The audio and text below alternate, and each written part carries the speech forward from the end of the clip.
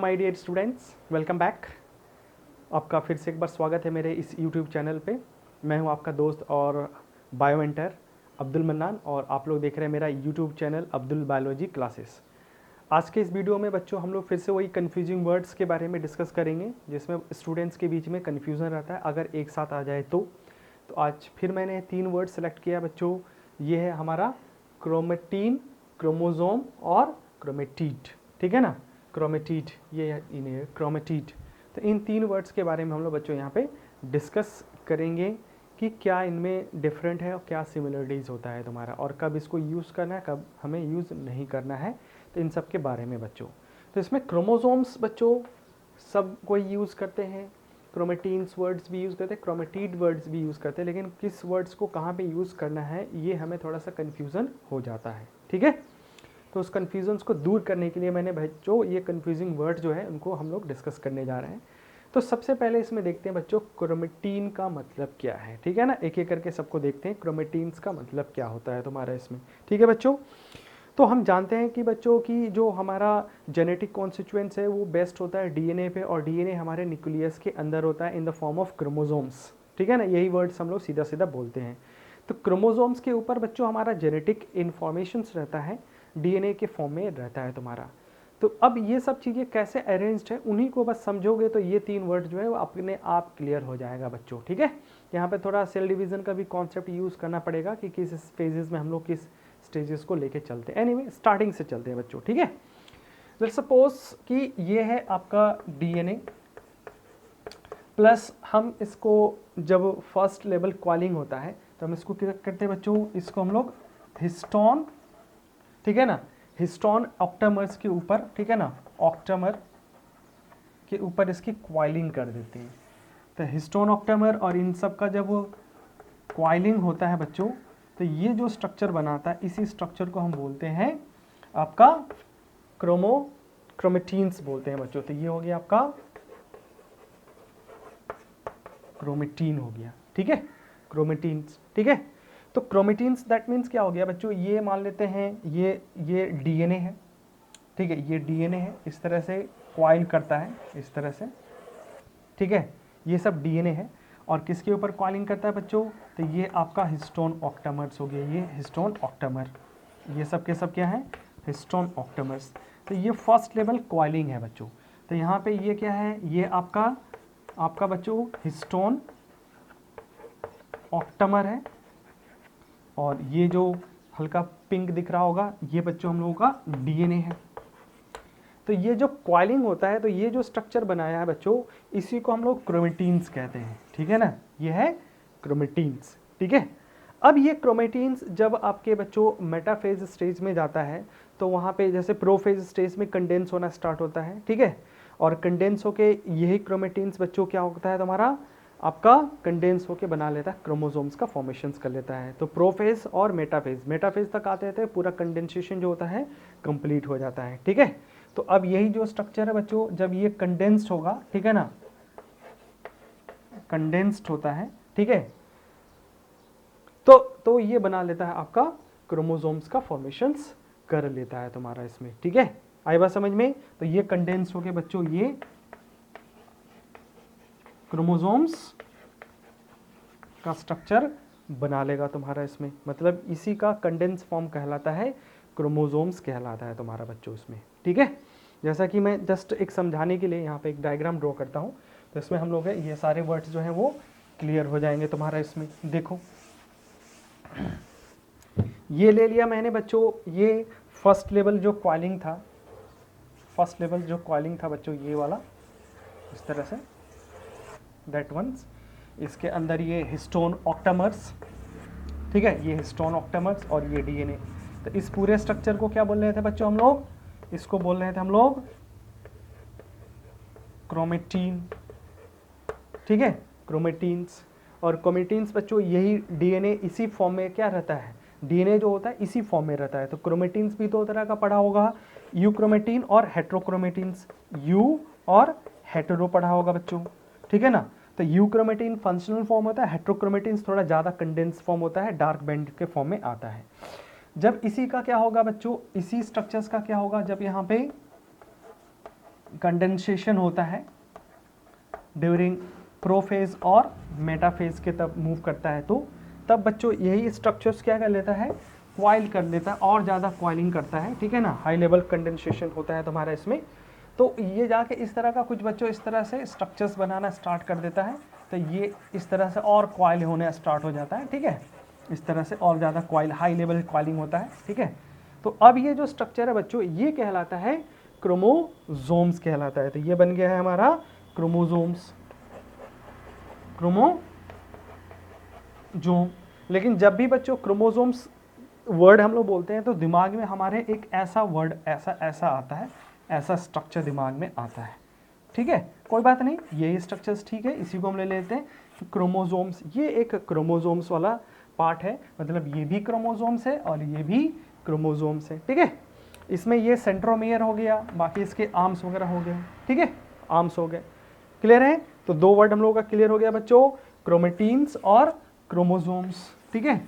तो क्रोमेटीन्स का condense form ही क्या कहलाता है, क्रोमोसोम्स कहलाता है बच्चों, ठीक है।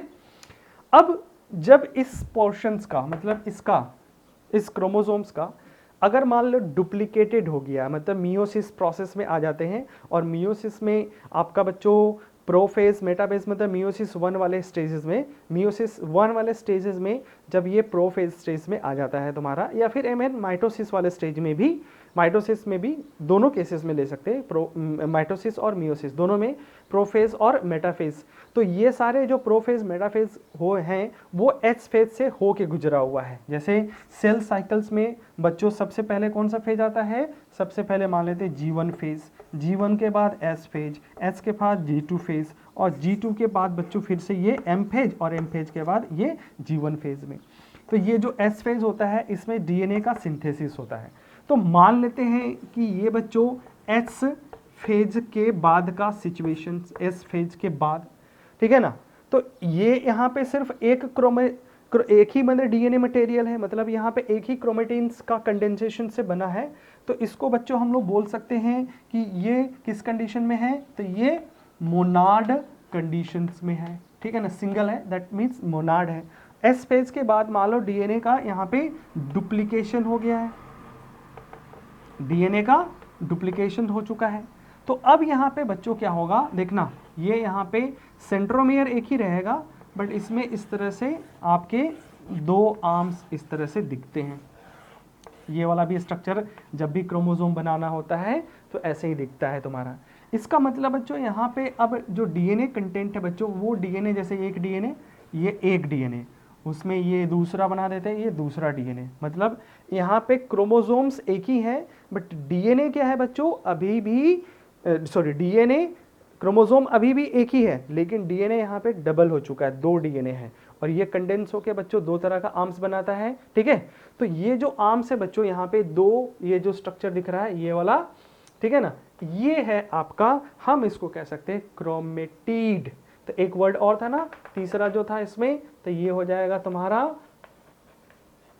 क्रोमेटिड, ठीक है ना, क्रोमेटिड हो जाएगा तुम्हारा। तो ये क्रोमेटिड है जो तीसरा वर्ड जो था बच्चों। तो ये 2-3 जो कंफ्यूजिंग वर्ड्स थे, क्रोमेटिन क्लियर हो गया, क्रोमोसोम क्लियर हो गया, और ये बच्चों हम लोगों का क्रोमेटिड ये तीसरा है। तो इसमें एक में मतलब ये जो बच्चों है, जैसे ये मोनाड है, ये आपका डायाड कंडीशन इसको बोलते हैं। क्या बोलते हैं बच्चे हम लोग इसको हम लोग डायाड कंडीशंस बोलते हैं, ठीक है ना, ये है डायाड कंडीशन। तो डायाड कंडीशंस में ये हमारे 3 यहाँ पे जो है 2 आर्म्स है जो यहाँ पे दिख रहे हैं, तो एग्जैक्टली यही है क्या बच्चों, आपका क्रोमेटिड है, ठीक है। अच्छा, एक कंफ्यूजन और दूर कर देता हूँ बच्चों, ठीक है, थोड़ा सा यहाँ पे और भी कंफ्यूजन्स रहता है तुम्हारा, ठीक है, कि यहाँ पे 2 आर्म्स है, इसका क्या मतलब है, यहाँ पे एक मतलब 2 अलग अलग पेरेंट्स आया है क्या, ऐसा है क्या, नहीं, बिल्कुल नहीं है बच्चों, ठीक है। तो इसके लिए जैसे 2 एंड हम लेके चलते हैं, तो इसको बोल देते हैं बच्चों, ये है आपका डिप्लॉइड। तो डिप्लॉइड का मतलब होता है उसमें हर क्रोमोसोम्स का 2-2 सेट, मतलब 2 सेट उसमें क्रोमोसोम्स का रहता है। जैसे मान लो कोई भी एक क्रोमोसोम्स है, ठीक है, ये क्रोमोसोम नंबर मान लेते हैं बच्चों 6 मान लेते हैं, तो 6 एक नहीं होगा, 2 होगा, और ये दोनों के दोनों क्या होंगे बच्चों, ये दोनों के दोनों जो है ये होमोलोगस क्रोमोसोम्स हैं, ठीक है ना, होमोलोगस क्रोमोसोम है, बट ये नॉन सिस्टर क्रोमोसोम है, ध्यान में रखना, ठीक है।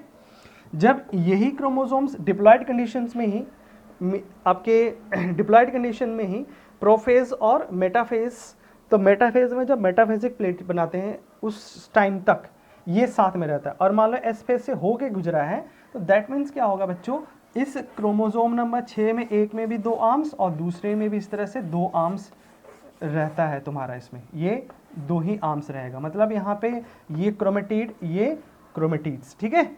बट यहाँ पे ये दोनों जो क्रोमेटिड है बच्चों, इसको बोलते हैं सिस्टर क्रोमेटिड, इसको क्या बोलेंगे हम लोग, सिस्टर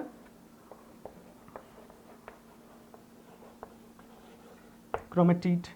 बट अब अगर इन 2 आर्म्स को पकड़ लेते हैं, मतलब हम इसको और एक इसको ले लेते हैं, तो है तो दोनों 6 नंबर क्रोमोसोम्स, लेकिन ये दोनों के दोनों, हाँ ये दोनों होमोलोगस क्रोमोसोम्स हैं, बट ये क्या है बच्चों, ये नॉन सिस्टर क्रोमेटिड है, ठीक है ना, ध्यान रखना, नॉन सिस्टर क्रोमेटिड है, क्लियर है। अच्छा, इसमें से क्या होता है बच्चों, ये जो 6 जैसे है 2 नंबर, तो इसमें से at the time of fertilization एक पार्ट जो आता है वो मेल पेरेंट से, और एक पार्ट बच्चों जो फीमेल पेरेंट से आता है, ठीक है, फीमेल पेरेंट से आता है तुम्हारा, आई बात समझ में, फीमेल पेरेंट से आता है, क्लियर है। तो ये तुम्हारा हो जाएगा तुम्हारा होमोलोगस क्रोमोसोम्स है, क्योंकि इनका शेप साइज और ये मॉर्फोलॉजिकल स्ट्रक्चर जो है बच्चों वो सिमिलर होता है तुम्हारा, ठीक है। तो दैट मीन्स हम कह सकते हैं कि इन मेटाफेज में जो 2 आइडेंटिकल क्रोमोसोम्स हैं, ये वाला, ये जो 2 आइडेंटिकल क्रोमोसोम्स हैं, ये इन्हीं को हम क्या बोलते हैं, क्रोमेटिड्स कहते हैं। ये सिस्टर क्रोमेटिड्स हो सकते हैं, सिस्टर क्रोमेटिड हो सकते हैं, देख सकते हो, ठीक है। और ये तुम्हारा होमोलोगस क्रोमोसोम्स के पार्ट्स भी हैं तुम्हारा, तो मतलब ये दोनों यहाँ पे होमोलोगस क्रोमोसोम्स में है तुम्हारा, देख सकते हो, ठीक है। तो आई होप कि आप समझ में आ चुका होगा कि क्रोमोसोम, ठीक है ना, क्रोमेटीन और क्रोमेटिड में क्या डिफरेंस है बच्चों, ठीक है। तो क्रोमेटिड हम टर्म्स यूज़ करते हैं जब ये कंडेंस पार्ट रहता है और यहाँ पे दोनों आर्म्स है तब, और एक ये भी कह सकते हैं जब एनाफेज हो गया, तो एनाफेज में डिसजंक्शन हो गया, मतलब एनाफेज के केसेस में बच्चों ये एक आर्म और ये जो दूसरा आर्म्स है, ये जब ये टूट के अलग हो गया, तो अब यहाँ पे क्या हो गया, मोनाड ही है, लेकिन अब यहाँ पे भी हम इनको क्या बोलेंगे, क्रोमेटिड ही कहेंगे तुम्हारा। तो ये एक गैमेट में और ये दूसरे गैमेट्स में मूव कर जाता है, यहाँ से ये दोनों सेपरेट हो चुका है तुम्हारा, तो इस चीज़ को भी ध्यान में रखना है हम लोगों को इसमें, ठीक है। तो ये था बच्चों हम लोगों का 3 जो कंफ्यूजिंग वर्ड्स था, आई होप कि इसमें आप लोगों को क्लियर हो गया होगा, ठीक है, और समझ में आ गया, ठीक है बच्चों। तो अगर आपको ये वीडियो अच्छा लगा है तो वीडियो को लाइक करिए, अपने व्हाट्सएप ग्रुप में अपने फ्रेंड्स के साथ शेयर करिए, और जो लोग भी मेरे चैनल पे नए हैं मेरे चैनल को सब्सक्राइब करिए। और मैं आपसे एक रिक्वेस्ट करूंगा कि आप लोग इस कमेंट में इसी तरह के और भी अगर कंफ्यूजिंग वर्ड्स हैं तो कमेंट करिए, ताकि मैं उन्हीं पे फर्दर वीडियो बना सकूं, ठीक है। और ये कंफ्यूजिंग वर्ड्स जो हैं इनको दूर करने का एक तरीका है कि ऐसे ही छोटे छोटे वर्ड्स को अगर हम डिस्कस करेंगे तो और अच्छे से इसके लिए हम लोग फैमिलियर हो जाएंगे, ठीक है बच्चों। तो चलो वीडियो को यहीं तक रखते हैं, नेक्स्ट वीडियो में मिलते हैं, तब तक के लिए ऑल द बेस्ट बच्चों, बाय बाय।